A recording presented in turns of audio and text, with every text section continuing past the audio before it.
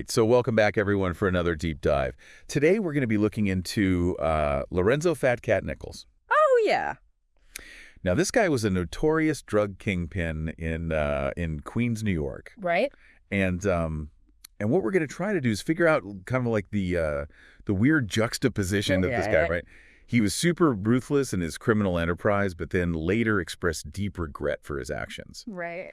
So we want to try to figure out how those two things can exist within the same person. Yeah. And we're going to be using primarily a Wikipedia article about Nichols. Okay. So let's just kind of jump right into it, right? Yeah, let's do it. What's interesting to me is that he was actually born on Christmas Day, 1958. Huh. You know, a day that we associate with hope and redemption. Right. But he becomes this figure associated with darkness and violence. Yeah. It's kind of like almost like a contradiction. Yeah. No, it's fascinating. And I think that really sets the stage for how complicated the story is going to be. Yeah. He was born in Bessemer, Alabama. Okay. But then eventually ends up in New York. Okay. And we can't talk about Fat Cat without talking about his nickname. Right.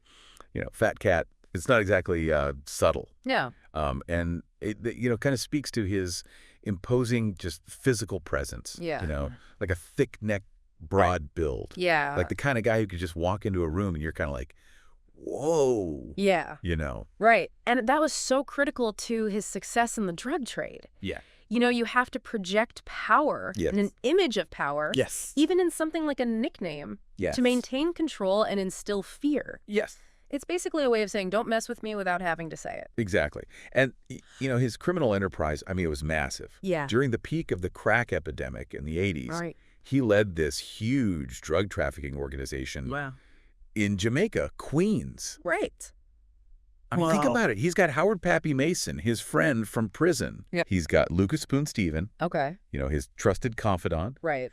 And then you've got Joseph Mike Bones Rogers. Okay. It's like, this isn't just some small-time, you know, street corner hustle. Right. This is like an organized network pumping drugs into a community. It's like a reminder that so often we focus on these individuals in these stories, but there's a whole network of individuals involved in perpetuating this cycle of harm. Absolutely. And that impact is felt throughout the community. And get this, to really drive home like the audacity of this operation, he used a deli as his headquarters. What? Yeah. Wow.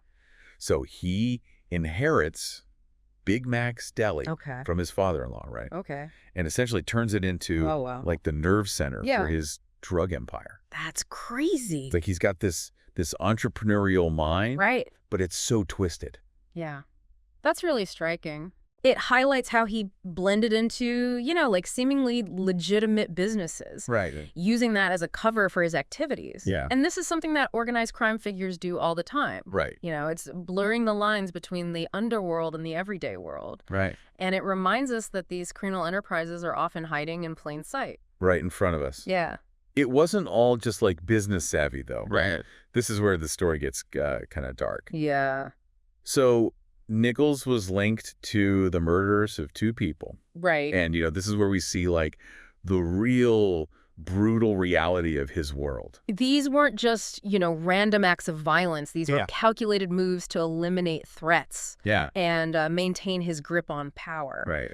One of the victims was actually a close childhood friend. Wow. Someone he had known for years. That's crazy. The other victim was his former girlfriend, Myrtle Horsham. Okay. She was only 20 years old at the time. Oh, wow. And she was the mother of his son. God, that's awful. Yeah. It's just chilling to think about that level of betrayal. Yeah. Especially with the childhood friend. Right. Like, to think that someone, you know, capable of such loyalty could also order, you know, such a cold-blooded act. Right. It's just so disturbing. It is. And the murder of Myrtle. Yeah. I mean, it's just heartbreaking. It's hard to even fathom Yeah. the kind of mindset that could justify taking the life Right. of the mother of his own child. It's unbelievable. This is where you start to think about the psychology of a criminal mastermind like Nichols. Right. He claimed that Myrtle made him look bad by spending his money on another man. Yeah. You know, it gives us a glimpse into his worldview. Yeah. It was all about power and control and a very twisted sense of respect. Yeah. He used violence as a tool, a necessary evil to maintain his position and his reputation. Yeah, like an image thing. Exactly. Yeah, God. It's a level of ruthlessness that's just, hard to even grasp. It's difficult. And, the consequences of his actions were just absolutely devastating. They were far-reaching. Yeah, so after Myrtle's murder, his own mother, Louise Coleman, disowned him. Wow. It just, it speaks to the profound impact that his crimes had on the people closest to him. Right. Like just shattering these family bonds. Absolutely. And leaving this trail of pain and suffering in his wake. Yeah, the consequences weren't just confined to the victims themselves. Right. Really fractured families. Yeah. Eroded trust within the community. Right. It's a reminder that the impact of crime goes so far beyond just the immediate victims. Yeah. It leaves these scars that can really take generations to heal. Absolutely. And eventually all of this caught up with him. Right. Right. Involvement in the murders. Yeah. This vast drug trafficking and racketeering operation. It all led to his arrest, conviction. Yeah. And he ends up pleading guilty to all the charges. Wow. And he was sentenced to 25 years to life for the murders. Okay. Plus an additional 40 years for the other charges. Yeah, and it's important to remember that racketeering charge meant that this wasn't just, a drug dealing operation. Yeah. It was a pattern of illegal activities. Things like extortion, money laundering, and likely a lot more violence. Right. All designed to maintain and expand this enterprise. Right. So this wasn't just some, drug dealer. Right. This was like a sophisticated... It was an organization. Yeah, a criminal organization with Nichols right at the top. Exactly. Calling all the shots. Yeah. So here he is, locked away. Right. Facing, a lifetime behind bars. Yeah. Seemingly, paying for his crimes. Right. But then, years later, 2010... Okay. Something unexpected happens. What's that? He writes a letter from prison. Okay. And it gets published. Wow. In the New York Daily News. This letter was really fascinating. Yeah. After years of silence, Nichols decides to speak out. Right. What he had to say was both surprising and complex. Yeah. He expresses remorse for his crimes. Right. He talked about having all this time to ponder his misdeeds and offered an apology to the victims and their families. That raises a lot of questions. It does. I mean, here's this guy who, orchestrated this whole massive criminal enterprise, ordered hits on people he knew, caused so much pain and suffering. Right. And now he's saying he's sorry. Right. It's hard to, to put those two things together. It's hard to reconcile. Yeah. But it makes us think about the possibility of change. Yeah. Even in someone who has committed such awful acts. Right. Can someone like Lorenzo Nichols genuinely feel remorse? Yeah. Is it even possible to find redemption after causing so much harm? These are questions that have no easy answers. No, they don't. It's a real dilemma. It is. On one hand, you have the severity of the crimes, the evidence of his ruthlessness. Right. But on the other, you have this expression of regret. Right. This attempt to atone for his past. It's a real moral struggle. Yeah. And it leads to this other thing that happened. Okay. So in April 2022, Nichols is granted parole from state prison. Wow. This decision was probably based on, a bunch of factors, good behavior while incarcerated. Yeah. His expressions of remorse. Yeah. But it's important to understand that being released from prison doesn't mean he was a free man.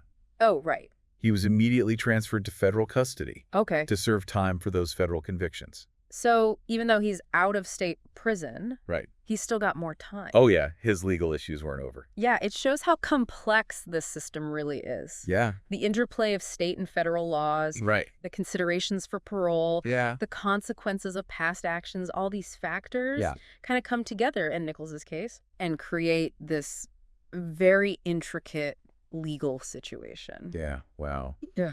So here we are, trying to figure out what to make of this guy.